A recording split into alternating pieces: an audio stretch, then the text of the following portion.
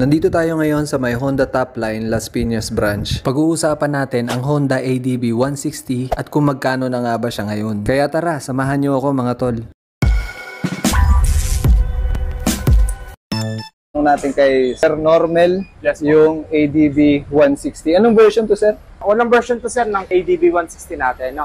So, before kasi ADB 150 lang siya. Ano ba ang difference nito doon sa ADB 150 bukod sa naging 160 na siya? Bago sa kanya, 4 valves na po siya. Bali, speed niya po is same na po as sa PCX po natin. Power po kasi, 2 valves lang din siya. Kaya medyo mahina po yung power output ng ADB 150 natin. Ngayon po, yan, mas pinalakas po yung torque power niya.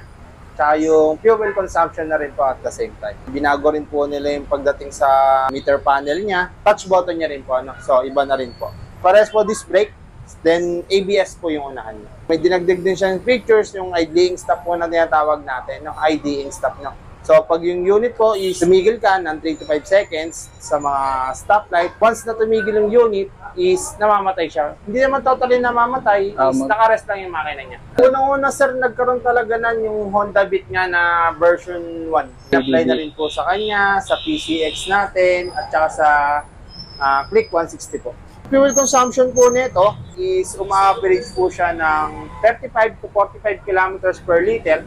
Depende pa rin po sa throttle happy natin. Depende rin po sa bigat ng angkas or sa bigat din po ng gumagamit. Tumutulong pa rin yung FI natin para sa ikatitipid ng, ng gas. Meron din siya inad na feature na HTC, yun po yung tinatawag natin na traction control.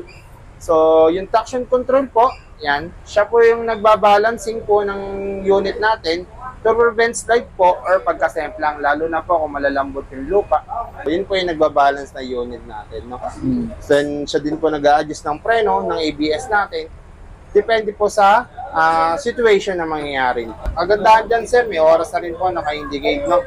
Voltage po ng battery natin is DC, laps, or yan po yung inabot na sa pupuntahan nyo, trip A, trip B. Function per gas per liter po, so makikita nyo na rin po yan dyan. Temperature po ng mismong makina natin. So, ang gagandaan din po sa unit is liquid cool na siya.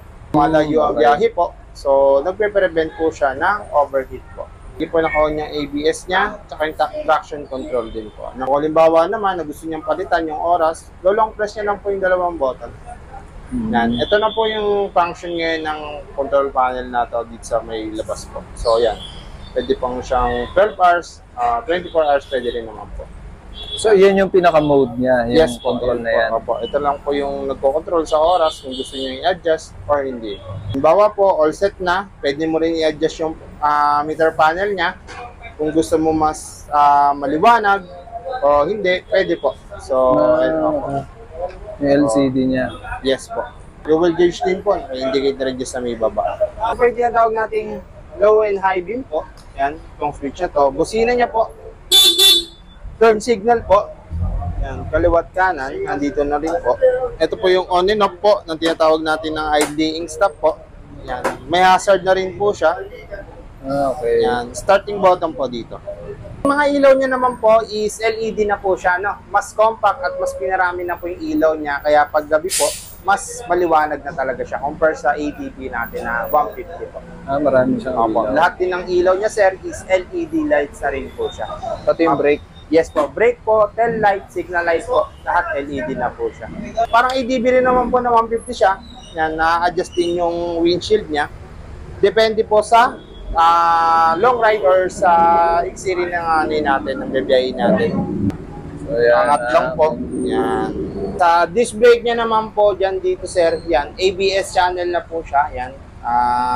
Tubeless na rin po yung tire niya. Then, yan, mas iba po, mas malaki na po yung disc niya compared sa version 150 natin.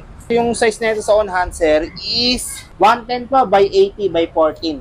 Yung sa likod naman po is 30 by 70 by 14 naman din po yung likod.